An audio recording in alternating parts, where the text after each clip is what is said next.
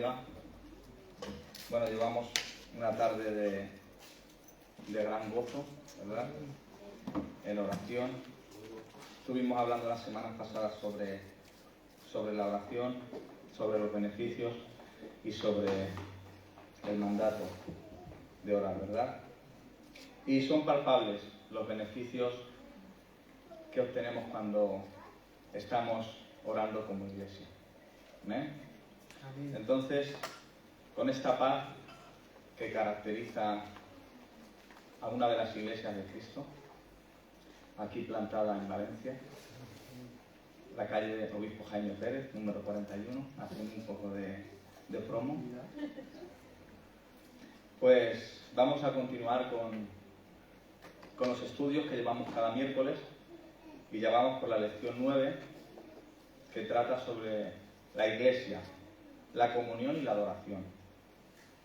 Entonces hoy vamos a tratar de exponer la parte de la diferencia entre la iglesia universal, la iglesia local y un poco el modelo de la iglesia primitiva. Me gustaría que estuviésemos con la Biblia o con el móvil en modo avión para que no nos distraigan. Amén. Pero donde podamos tenerlo, la palabra de Dios, porque todo lo que nos gusta compartir siempre nos gusta verlo comprobado por las Escrituras. ¿Amén? Eso es lo que tomamos como medida. Entonces vamos a comenzar con un texto para ponerlo un poco en clave de este estudio, que está en Hebreos 10, el versículo 24 y 25. Hebreos capítulo 10, versículo 24 y 25.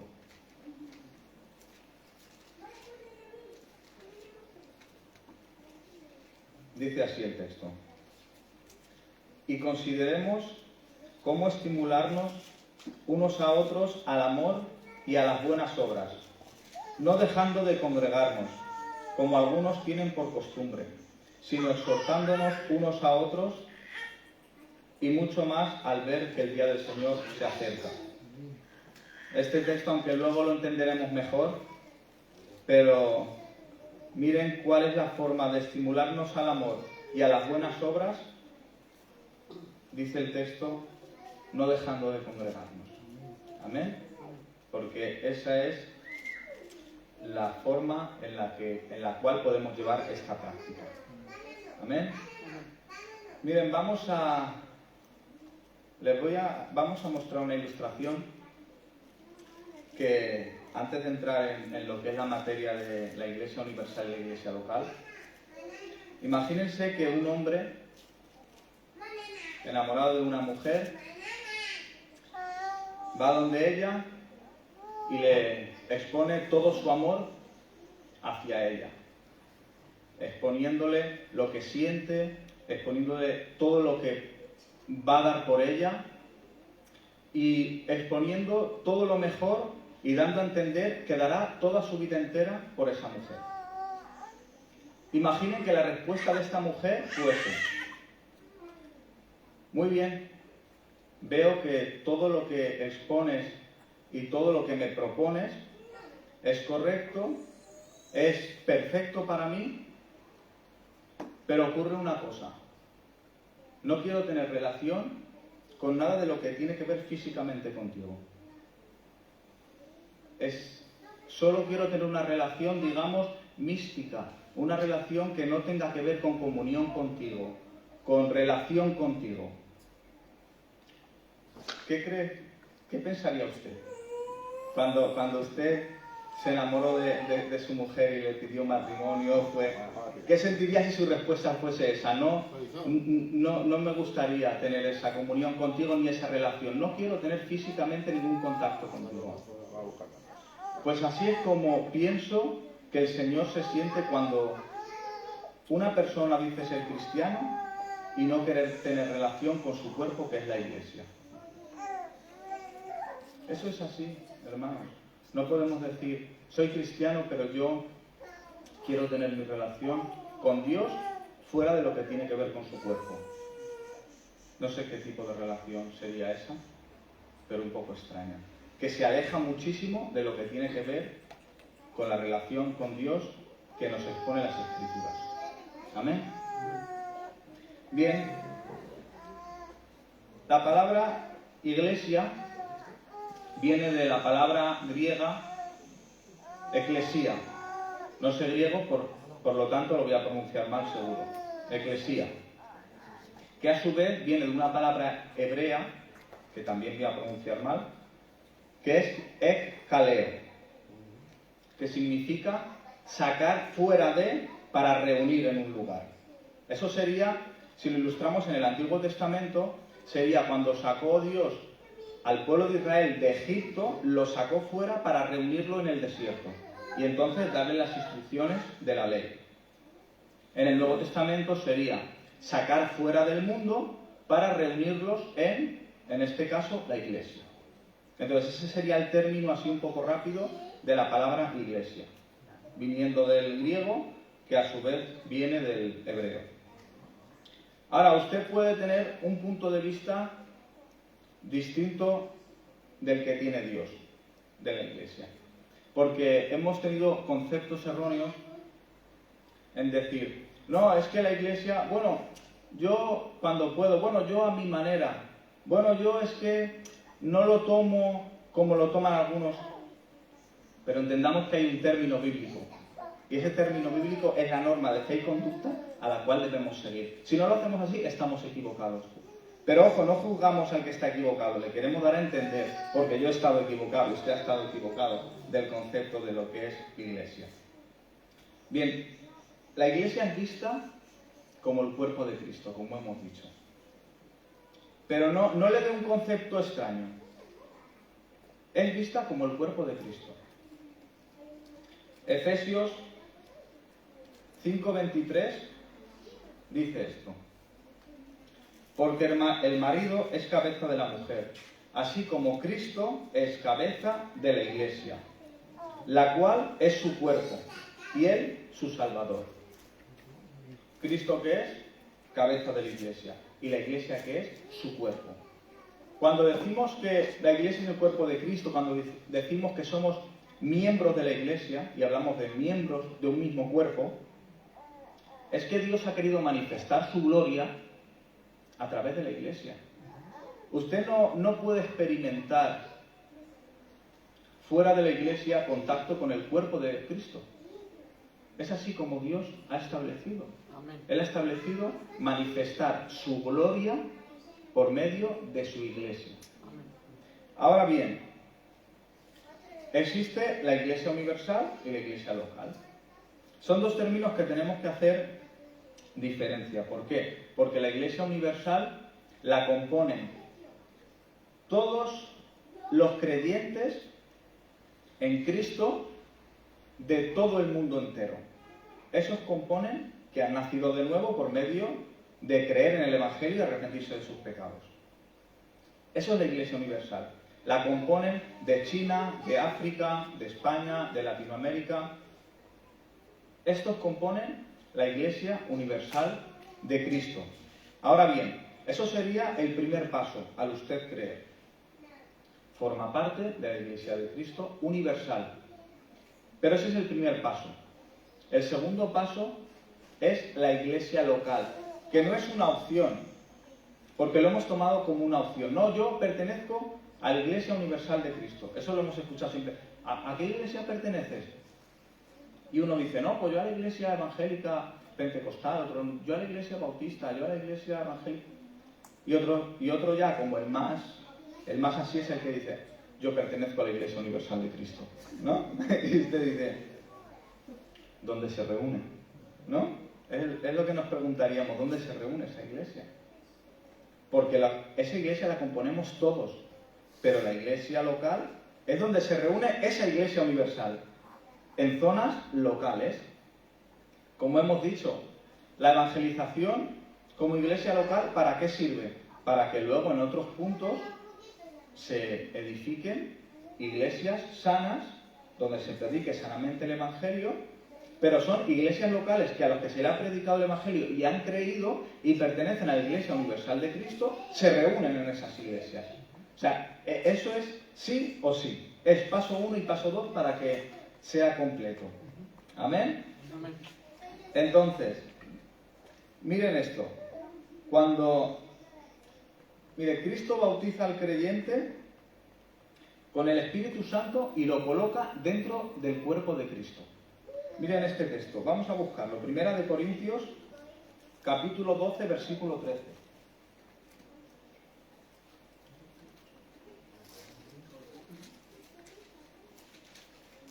Primera de Corintios, capítulo 12, versículo 13. ¿Lo puede leer, pastor? Porque por un solo espíritu fuimos todos bautizados en un cuerpo, sean judíos o griegos, sean esclavos o libres, y a todos se nos dio a beber de un mismo espíritu. Amén. Entonces, miren, cuando el creyente, mejor dicho, cuando la persona escucha el Evangelio y cree en él y hay una obra sobrenatural del Espíritu Santo que es el nuevo nacimiento, automáticamente dice, porque por un mismo Espíritu fuimos todos bautizados, dice, en un cuerpo. ¿Qué quiere decir? Que automáticamente cuando uno es bautizado en el Espíritu Santo, que dijimos que es el nuevo nacimiento, no es una experiencia mística el bautismo del Espíritu Santo. El bautismo del Espíritu Santo es la obra sobrenatural de Dios que ocurre cuando nosotros nacemos de nuevo por medio de esa obra del Espíritu Santo. Entonces, eso es el bautismo del Espíritu Santo. Y automáticamente nos une a su cuerpo, que es la Iglesia. Que hemos dicho que es la Iglesia universal, que luego se manifiesta en el mundo en iglesia local.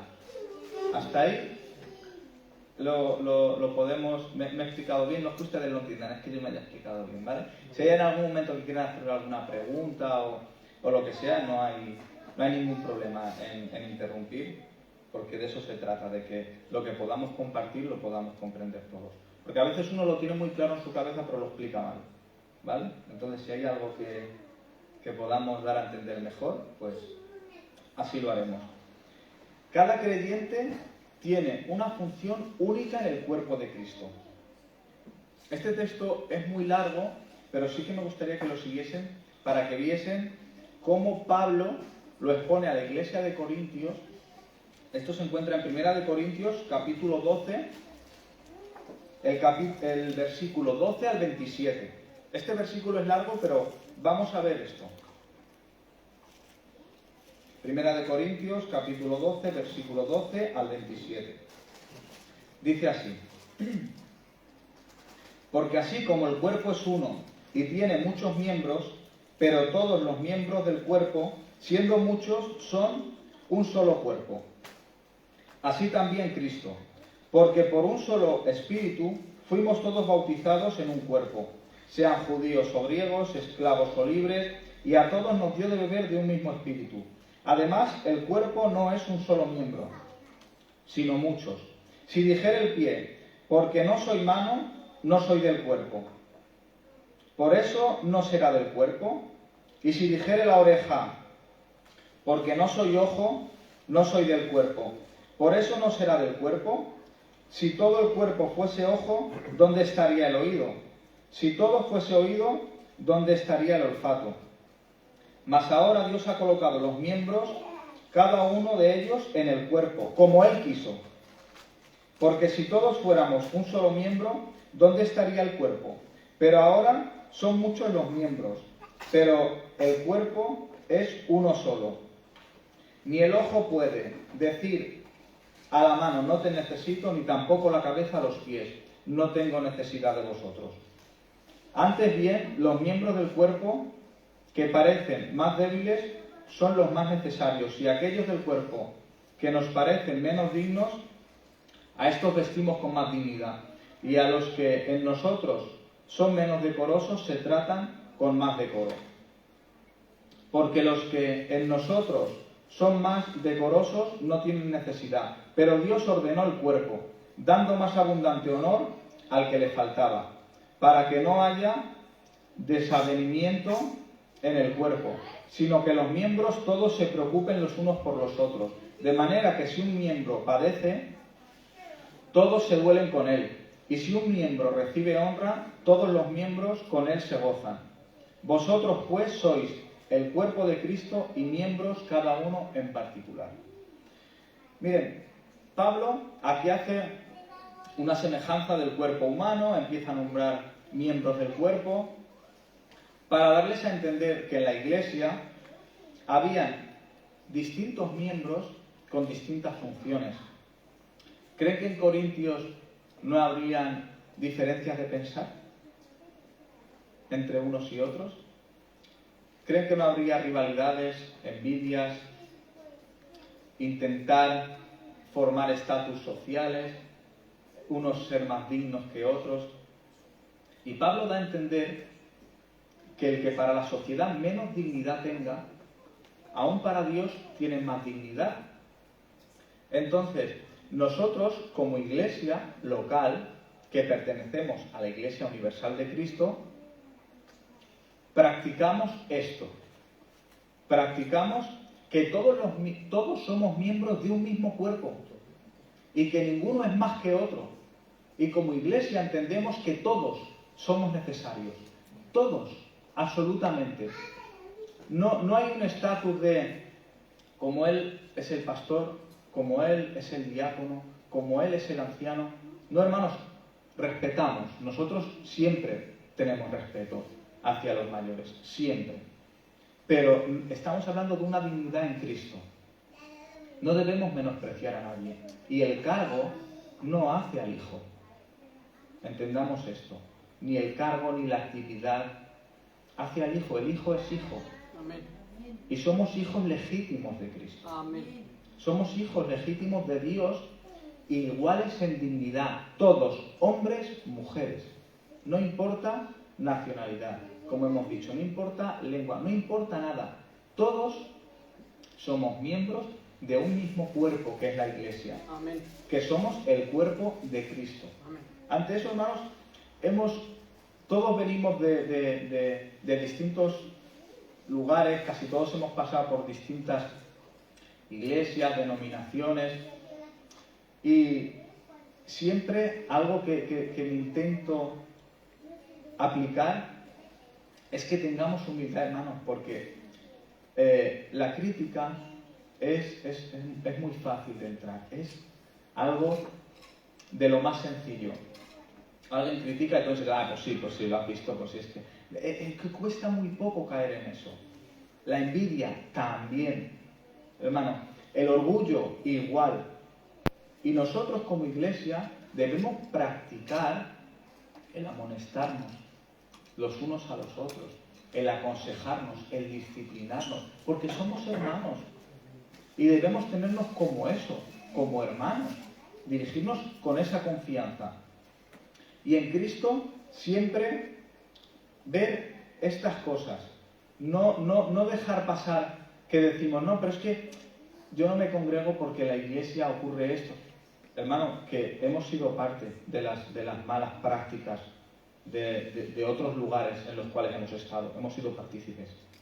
Es que a veces como que nos excluimos, hasta que nos excluimos de un lugar en el cual entendemos que eran falsas doctrinas, hemos sido parte. ¿Entienden? Hasta que el Señor nos ha dado luz y hemos salido, y entonces humildad. Humildad ante todo, hermanos, y que Dios nos ayude a tratar con otros hermanos que puedan estar en el error, siempre con humildad, hermano, porque el orgullo, ya les digo, y ustedes lo saben, que es muy fácil de levantarse.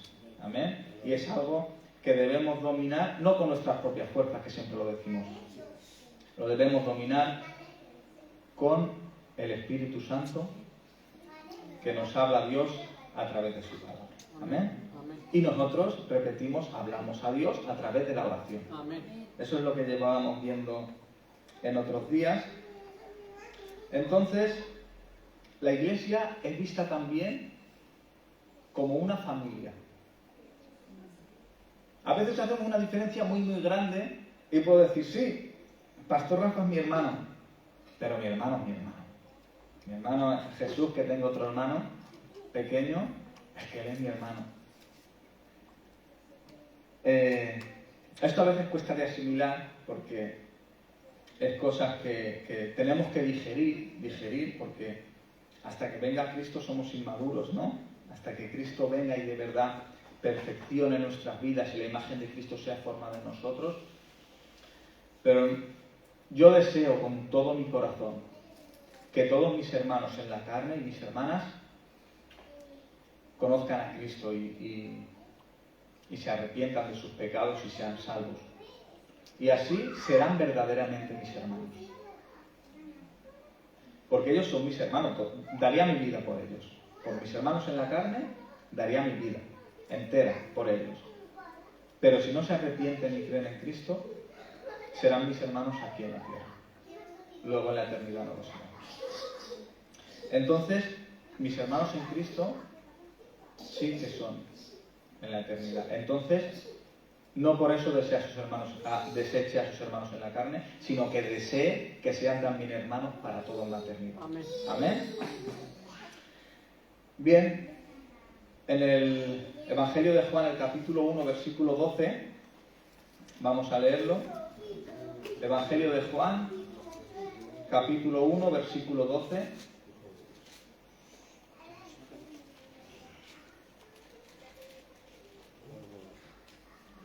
¿Lo pueden leer, Adolfo? Evangelio de Juan 1, 12. Mas a todos los que le recibieron, a los que creen en su nombre, les dio potestad de ser hechos hijos de Dios.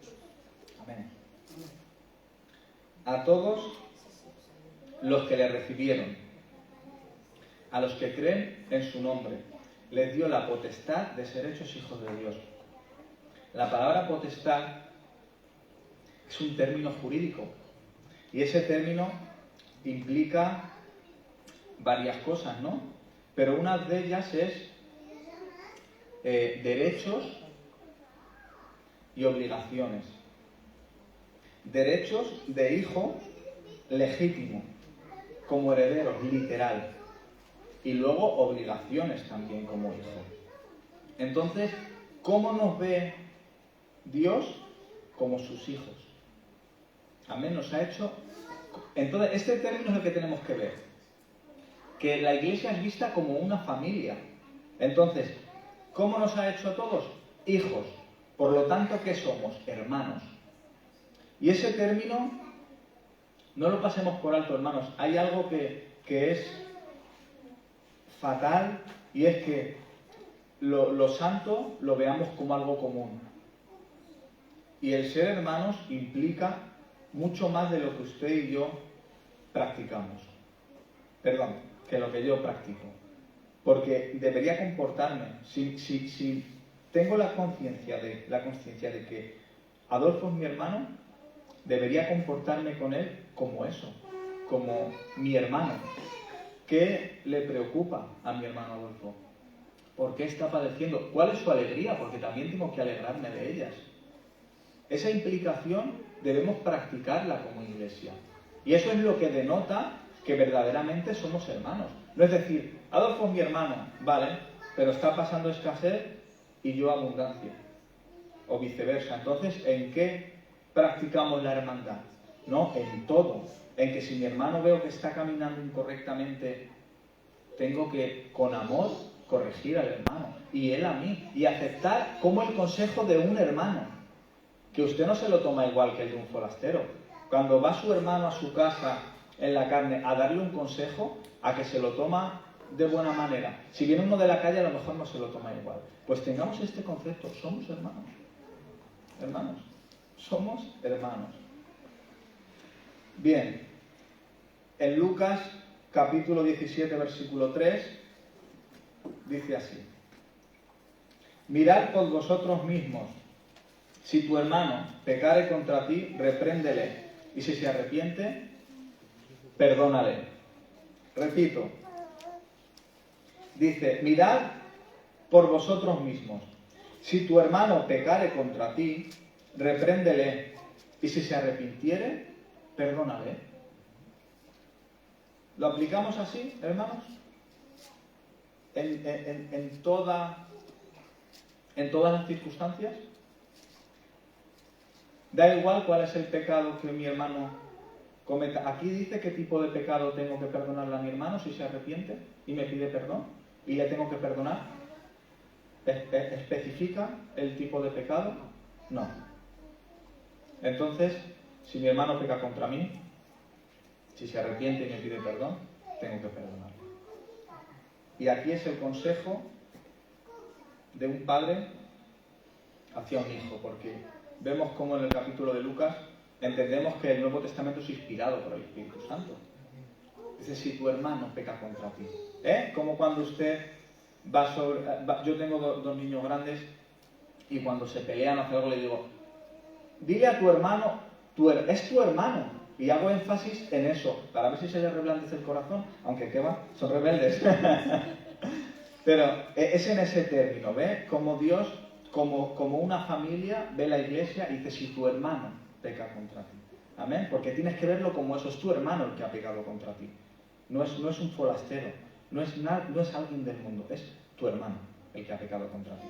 Entonces, si se arrepiente y te pide perdón, perdónale. Amén. Amén.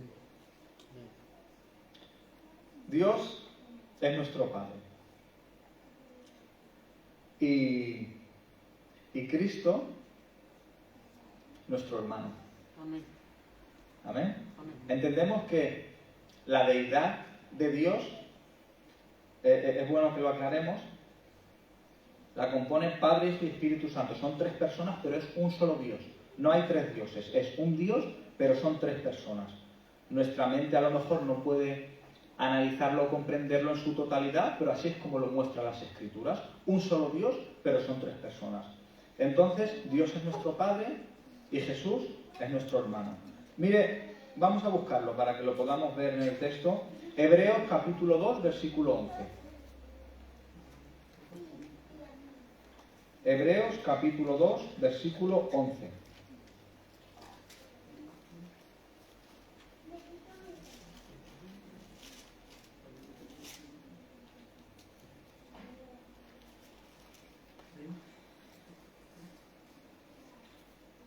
¿Sí? Dice, Hebreos capítulo 2, versículo 11, porque el que santifica y los que son santificados, de uno son todos, por lo cual no se avergüenza de llamarlos hermanos. Amén. El que santifica y los que son santificados, de uno son todos. ¿De quién somos? De Cristo. Y no se avergüenza de llamarnos hermanos. Amén. Ahora bien, vamos a pasar un poquito a la iglesia local, examinando un poco el modelo de la iglesia primitiva, como iglesia local. ¿Vale? Entonces, vamos a ver un poco las prioridades de lo que era la iglesia local del primer siglo, la que vemos reflejada en el Nuevo Testamento. Bien, hay unas prioridades principales, que son 4, y son la enseñanza, el compañerismo, la comunión y la oración. Esas eran 4 prioridades que tenía la iglesia primitiva. La enseñanza. La iglesia primitiva estaba empeñada y estaba arraigada a la enseñanza de los apóstoles. Eso era lo que era, por así decirlo, el corazón de la iglesia primitiva. Estaba bien fundamentada en la doctrina de los apóstoles. Vamos a leer en Primera de Pedro, capítulo 2, versículo 2.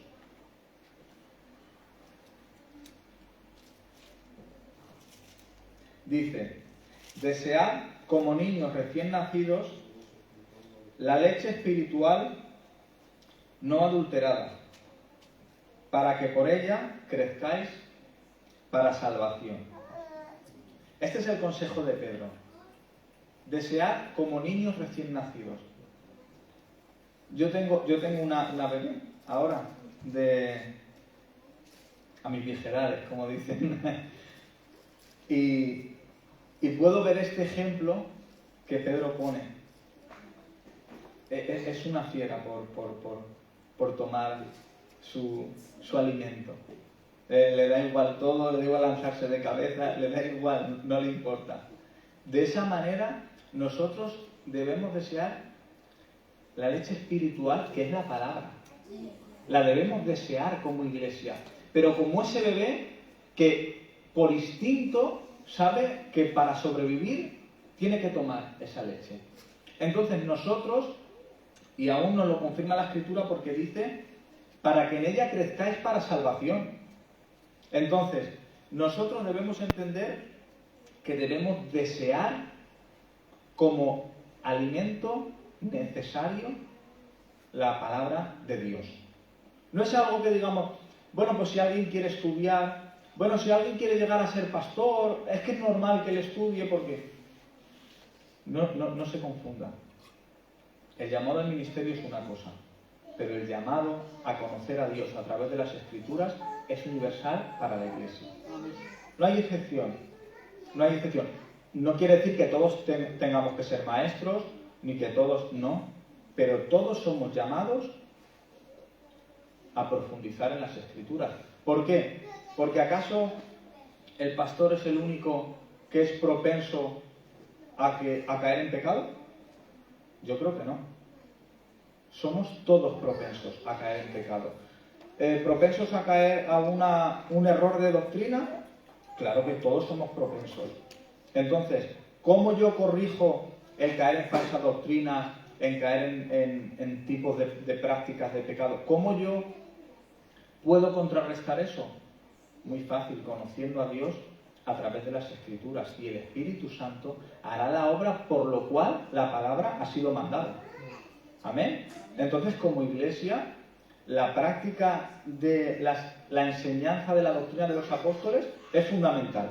¿Por qué? Porque vemos que ellos fueron los que recibieron de Cristo directo la sana doctrina de cómo dirigirse como iglesia.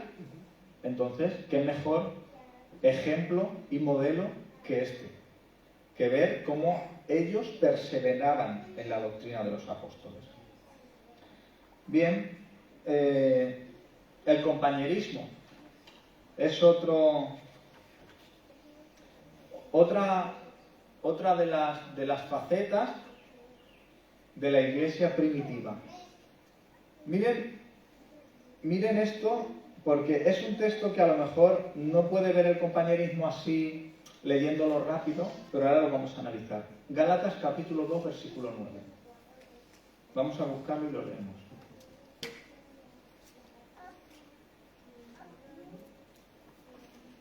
Porque el compañerismo lo que busca es ese vínculo de unidad. Amén. Entre los hermanos. Y miren, vamos a ver aquí el texto de Gálatas, capítulo 2, versículo 9, dice así. Y reconociendo la gracia que me había sido dada, Jacobo, Cefas y Juan, que eran considerados columnas, nos dieron a mí y a Bernabé la diestra en señal de compañerismo, para que fuésemos a los gentiles y ellos a la circuncisión. Este puede ser un texto sencillo si lo vemos así, pero entendamos que Cristo, Él llama a 12 apóstoles. Uno le traiciona, que es Judas, abandona el ministerio. Ponen a otro, que es Matías, pero sin embargo, Cristo llama a Pablo. Pero el ministerio de este apóstol es muy distinto al de los 12. Este viene a predicar a los gentiles. Gente que está vinculada con la idolatría, con la inmoralidad, con el asesinato, con el imponer sus leyes que ellos veían como diabólicas y satánicas. Alguien que no era digno de recibir el Evangelio de Cristo. Y sin embargo ellos, al conversar con Pablo, reconocen la obra de Cristo en Pablo y en su ministerio. ¿Y qué hacen? Le dan la mano en señal de compañerismo, porque en Cristo somos compañeros. Y eso implica mucho más de lo que yo he podido explicar rápido. Pero imagínense, hermanos. Entonces, si lo volvemos a trasladar, hermanos, nosotros estamos mirando de cómo podemos ser misionales como iglesia. ¿Ustedes se imaginan que haya rivalidad entre nosotros? ¿Qué descontrol y qué descentralizados estaríamos del plan de Cristo, eh?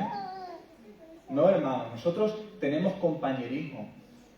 Y si uno de nuestros pastores dice, hermanos, tengo que ir a hacer misión a este lugar, ¿qué pensaríamos?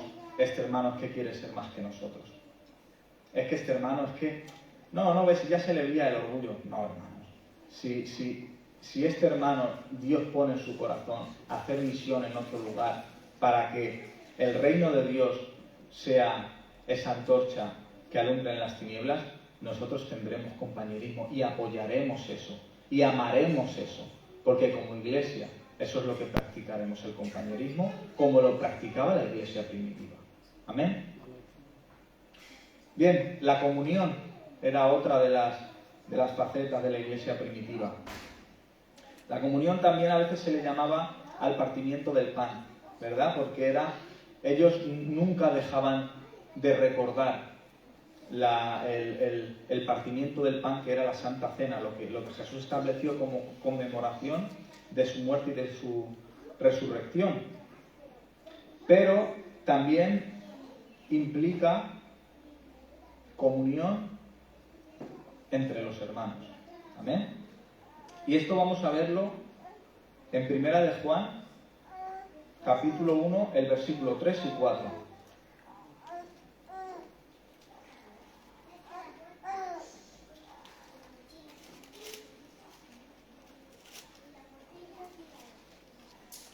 Miren lo que dice el texto.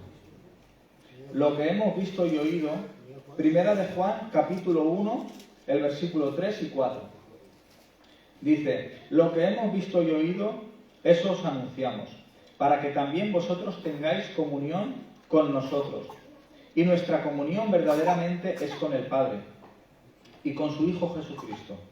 Estas cosas os escribimos para que vuestro gozo sea cumplido. ¿Han visto esta cadena de comunión? Es que vosotros tengáis comunión con nosotros. Y nuestra comunión es verdadera con el Padre. Entonces, es una contradicción porque aquí Juan vemos que en sus cartas va rebatiendo esto. No podemos decir que tenemos comunión con Dios y no con los hermanos, porque entonces está rota esa cadena. Esa cadena es irrompible. Dios tiene comunión con todos sus hijos. Y sus hijos, todos entre ellos. Pero todos. No hermanos, pero todos. Todos, no hay excepción. Dios no pone ninguna cláusula de excepción entre verdaderos hermanos para que puedan no tener comunión. No hay motivo. No, pero es que hermano, vale, pues no será tu hermano. Si practica este tipo de pecado y no puedes tener esa relación con él, de comunión, es porque verdaderamente no es tu hermano. Porque si persiste en su pecado, como luego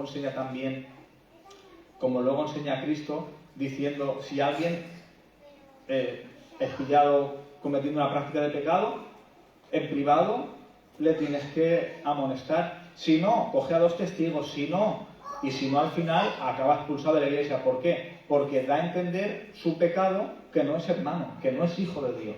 Pero entre los verdaderos hermanos siempre tiene que haber comunión. En el momento que no haya, se fractura la relación de comunión con Dios. Es así. Si tenemos comunión con Dios, se ve reflejada en los hermanos. No existe una comunión solo con Dios. No existe.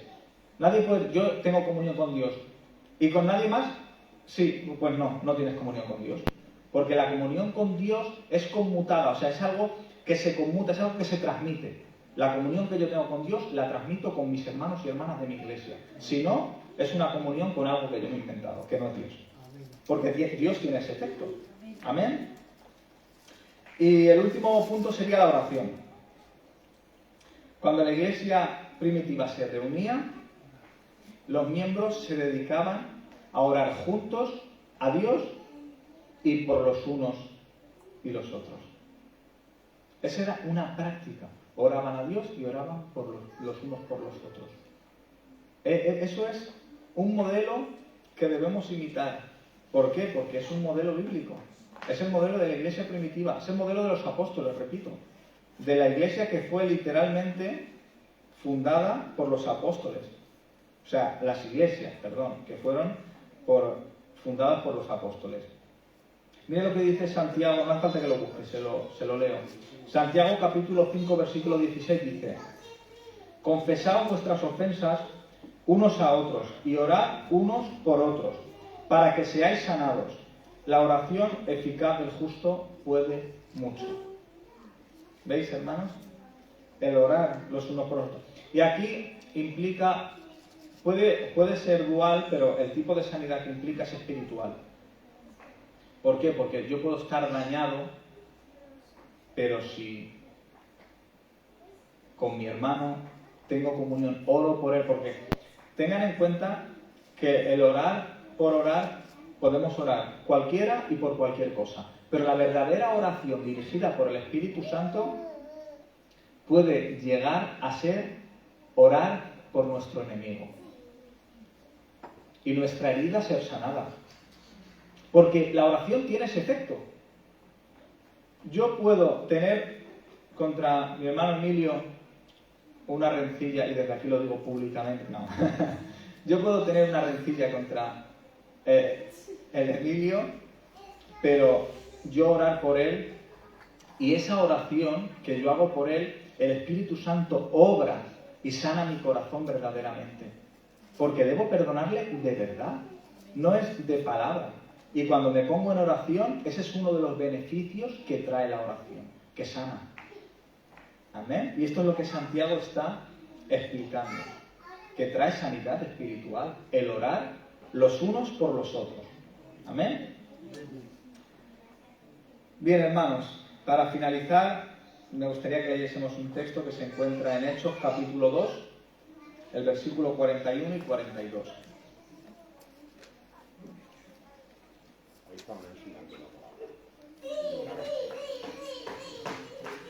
¿Lo tienen?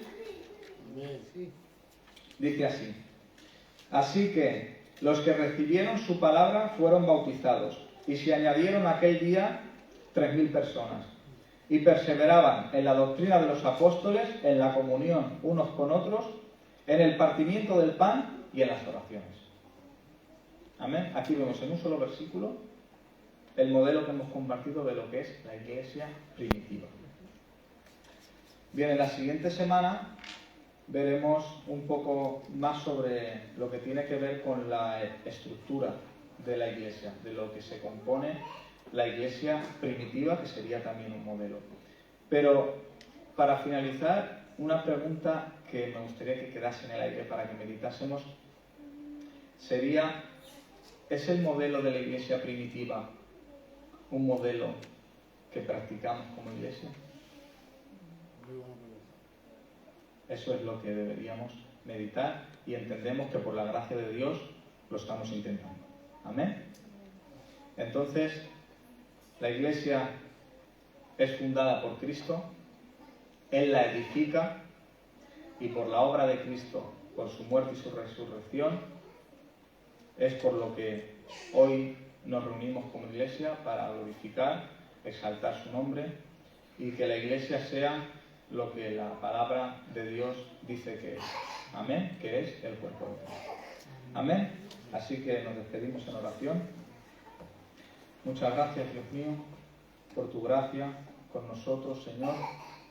Te rogamos, Padre, que conforme hemos intentado exponer tu santa palabra, Dios mío, entendemos que tu Santo Espíritu ha estado obrando y seguirá obrando en nuestros corazones. Te rogamos que haga la obra por la cual ha sido mandada. Te ruego, Señor, que nos capacites cada día para que podamos exponer tu palabra fielmente, Dios mío. Perdona nuestros pecados, Señor, perdona nuestro orgullo, Padre, nuestra vanagloria y todo pecado que se pueda levantar en nuestro corazón. Te rogamos que nos levantes como una iglesia bíblica, Dios mío, que entendamos el modelo de la iglesia primitiva con la estructura que tú has hecho, Dios mío, pero que no solo nos quedemos con esa estructura, sino que entendamos que por medio de tu Espíritu seguimos edificándonos como iglesia, como el cuerpo de Cristo que es, Dios mío, y que tu gloria sea reflejada en cada uno de nosotros, Señor. Ayúdanos en la comunión, en la oración, en todo lo que debemos hacer como iglesia, Dios mío, y ayúdanos a ser dignos de tu sacrificio, Señor. Muchas gracias y lo dejamos todo en tus manos, en el nombre del Padre, del Hijo y del Espíritu Santo. Amén.